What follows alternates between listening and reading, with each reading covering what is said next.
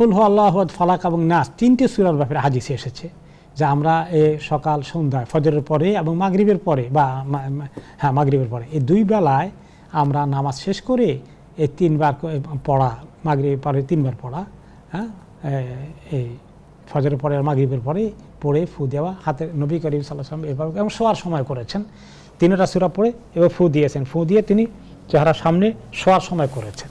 কিন্তু নামাজের সময়, নামাজের পরে এভাবে করেন নাই। আবার অনেকে আবার নামাজের সময় করেন, শুধু শোয়ার সময় এভাবে মাথার কপাল সামনের অংশ থেকে শরীরের সামনের অংশ যদি পারাটা টাচ করছেন পিছনের দিকে, অনেকে আবার পিছনের দিকে করেন, এটা করেননি শোয়ার সময়।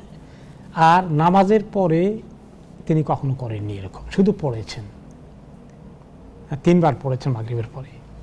তো অন্য নামাজের পরে একবার পড়া যায়, তো এটা জায়েজ আছে। আর পানি পড়া জায়েজ আছে এই কারণে যে কোরআন শিফা, এবং এই জন্য সালফে সালেহিনের অনেকে এটা আমল করেছেন। কোরআন সূরা ফাতিহা শিফা, সেই সূরার নাম হলো সূরাতুশ শিফা হিসাবে এটার নাম এসেছে।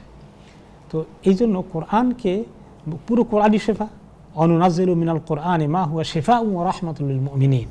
এগুলো যারা উম্মতের সালফে সালেহিনদের নির্ভরযোগ্য উলামা তারা এগুলোকে আমল করেছেন। কারণ রাসূলুল্লাহ সাল্লাল্লাহু আলাইহি ওয়াসাল্লাম নিজে যখন ওনার অসুস্থ হয়ে পড়েছেন তখন মা আয়েশা ওনাকে পড়ে বলছেন যে উনি আমাকে বলতেন আমি তো দুর্বল হয়ে গেছি ইন্তেকালের আগে, তুমি আমাকে 3 কুল পড়ে দাও। 3 কুল পড়ে নবী করিম সাল্লাল্লাহু আলাইহি ওয়াসাল্লাম হাতের মধ্যে হাতটা টেনে নিয়ে ওখানে ফু দিয়েছেন, আর ওনার হাত দিয়ে ওনার চেহারাকে তিনি এভাবে মুছে দিয়েছেন। এটা আছে। আর পানি পড়া, যেহেতু কোরআন পাক পবিত্র, পানিও পাক পবিত্র, কোরআনও শেফা, আর পানির ব্যাপারেও আল্লাহ তাআলা কোরআন শরীফে ইঙ্গিত দিয়েছেন যে এটা জীবন। তো সেই হিসাবে এর মধ্যে অনেক সালফে সালেহিন ফু দিয়ে সে পানি খেয়েছেন।